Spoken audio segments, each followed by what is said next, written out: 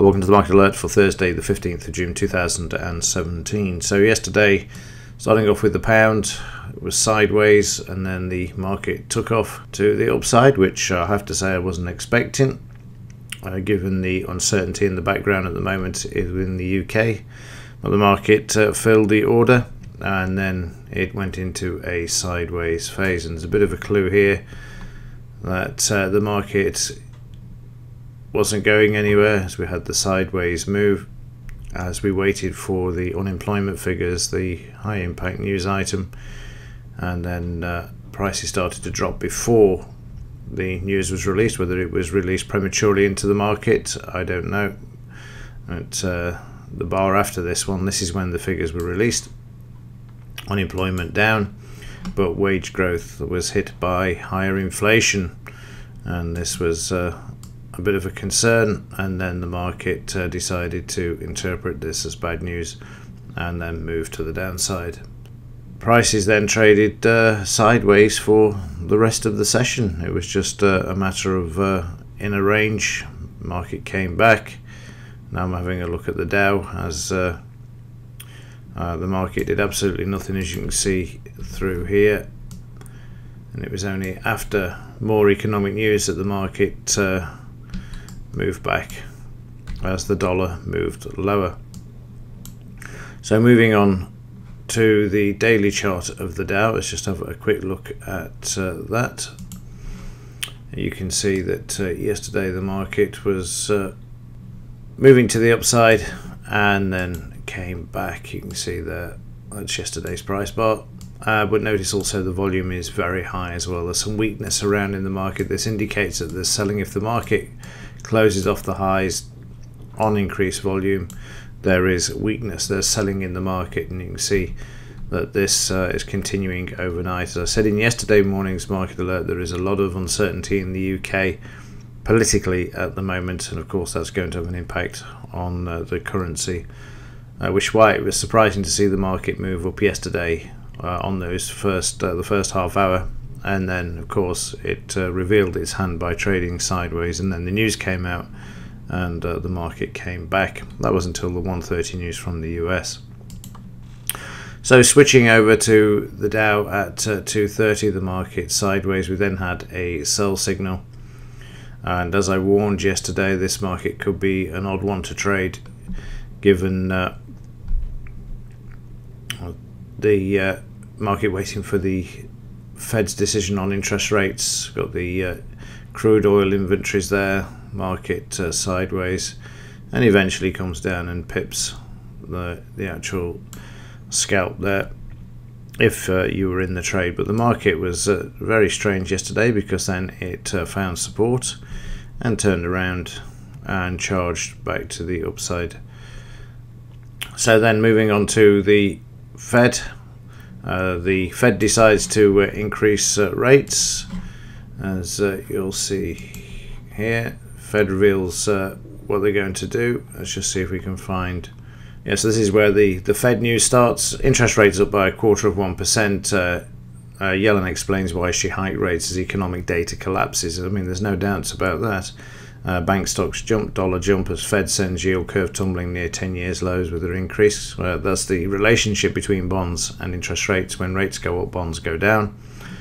Fed reveals balance sheet normalization schedule as well, which will reduce reinvestments by 10 billion a month starting from September. It's going to be interesting. There's no doubts about that. There's no way a market that is producing economic data, poor economic data, is going to withstand what she's proposing to do here. But then again, they haven't got a clue what they're doing anyway.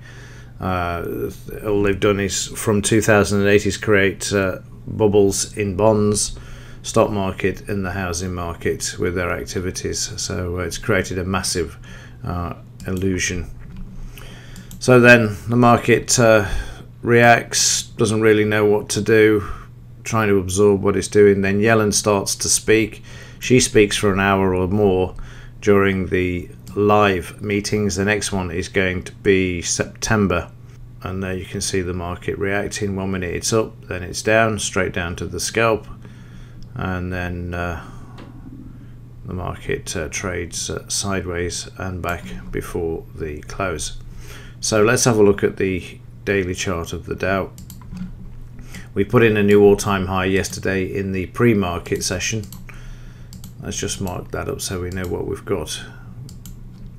At 21,392. Market's looking slightly weaker on the overnight. There is no major buying around in this market. It's pure levitation that we've spoken of before.